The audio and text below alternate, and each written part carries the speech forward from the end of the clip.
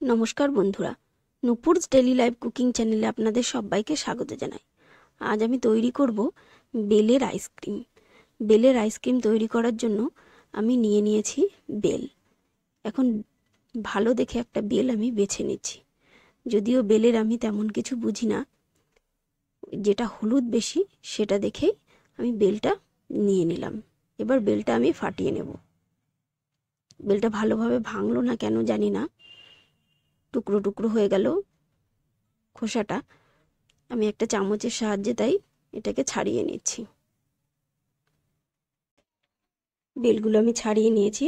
বেলের যে খোসা লেগে থাকে সেটাও একটা চামচের সাহায্যে ছাড়িয়ে নিয়েছি। এবার বেলের মধ্যে অল্প অল্প জল দিয়ে বেলগুলোকে চটকে বেলের ভেতরে যে আঁশ থাকে ও বীজগুলো থাকে সেগুলো আমি বার করে নেব।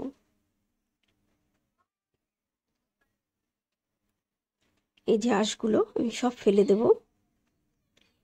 আর ছোট ছোট সাদা সাদা প্রচুর বীজ থাকে, বীজগুলো সব এভাবে বেরোবে না, তার জন্য আমি এটা একটু ছেঁকে নেব।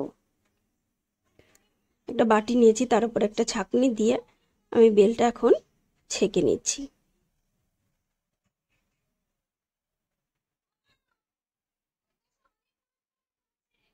শুধু লিকুইডটাই আমি নেব।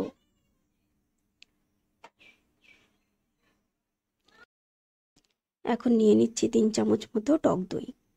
টক দই দিলে আইসক্রিমটা একটু খেতে ভালো লাগবে। আপনারা চাইলে টক দইয়ের পরিবর্তে দুধও ব্যবহার করতে পারেন। এখন দিয়ে দিচ্ছি চিনি। চিনিটা একটু বেশি পরিমাণে দিতে হবে, যেহেতু টক দই ব্যবহার করেছি তাই চিনিটা একটু আমি বেশি দিলাম। লাগলে পরে আবারও একটু চিনি দেব। এখন এইটাকে মিক্সচারে 1 মিনিট মতো ঘুরিয়ে নিয়ে বেলের শরবতের মধ্যে আমি ঢেলে দিলাম। এটাকে এখন একটা চামচের সাহায্যে ভালোভাবে মিশিয়ে নিচ্ছি। মিশিয়ে আমি এখন একটু দেখে নিলাম যে মিষ্টিটা কেমন আছে। আরও একটু চিনি দিতে লাগবে। আমি চিনিটা দিয়ে চিনিটা ভালোভাবে চামচের সাহায্যে আবারও গুলে নিয়ে এখন এটা আমি আইসক্রিম মোল্ডের মধ্যে ঢেলে নেব। আপনাদের কাছে আইসক্রিম মোল্ড না থাকলে ছোট ছোট কফি কাপও ব্যবহার করতে পারেন।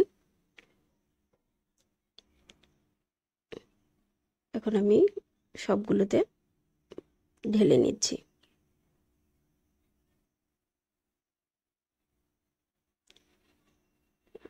আমি যে মিক্সারটা তৈরি করেছিলাম সেটা দিয়ে টোটাল 10টাই হয়েছে,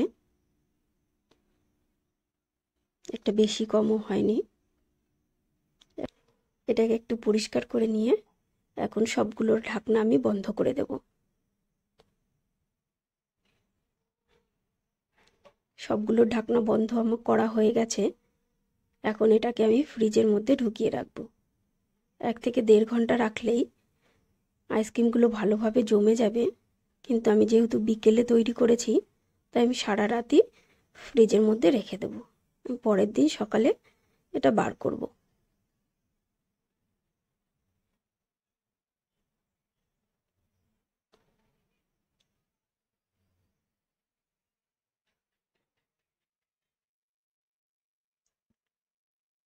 আমি এখন ফ্রিজ থেকে আইসক্রিমটা বার করে 2-3 মিনিট বাইরে রেখে দেব।